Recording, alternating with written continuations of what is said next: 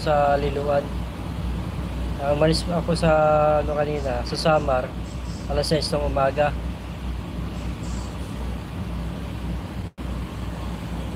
So, tsaga-tsaga lang sa biyahe. Meron pa akong 5 oras na bailan na naman bukas.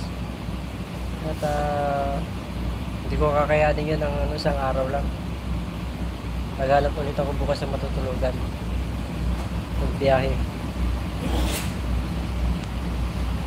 Siguro somewhere sa Mindanao, naghanap din ako matutulugan doon. Pagkababa namin dito. So, 11 pang alis namin dito. 3 hours daw ang biyahe ng barko. Eh, lalo naman akong matulog. Baka mamaya mapasarap yung tulog natin.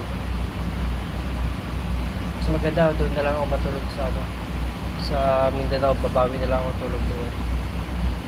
Salamat po sa 5 live viewers po natin dyan. Magandang gabi po.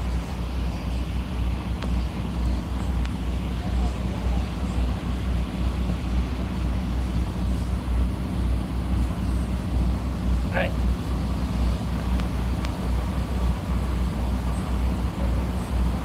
Ito lang po tayo dito mga kalihap.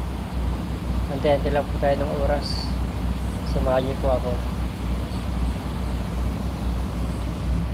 Yung Montenegro. Mas malaki yung Montenegro compare dito. Mas malaki po yan.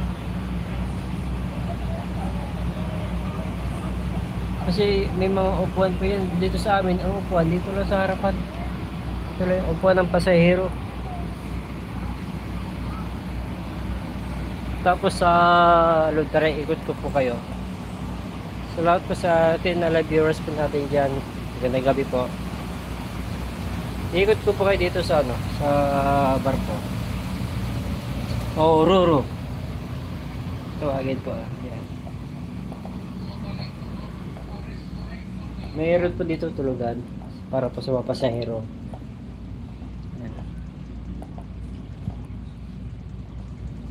Double deck po dyan. Tapos dito rin po sa taas.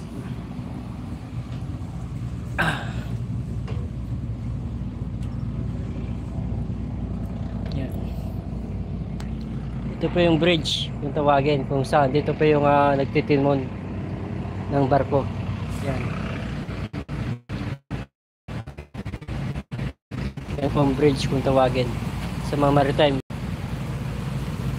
Yan. Yung kapitan po nando doon.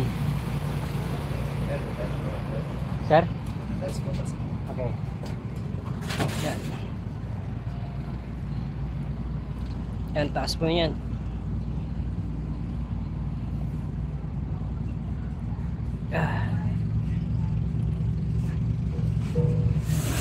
Baba po tayo.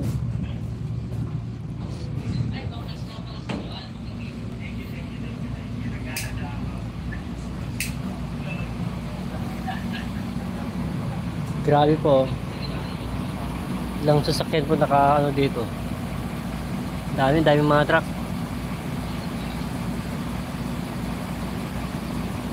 Puro mga cargo. Cargo shipping line po ito. Ang nasakyan ko.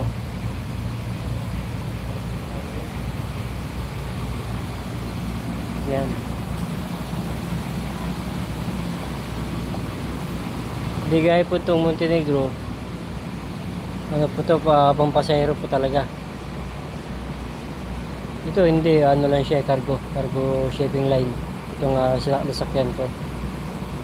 Although Montenegro shipping line din po siya, pero yung total po ng passenger, mas marami pang laman yan compare po dito.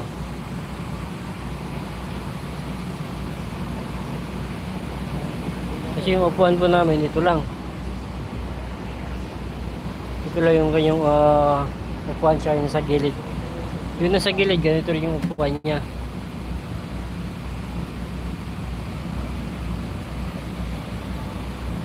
So, dito lang po tayo. Tambay-tambay.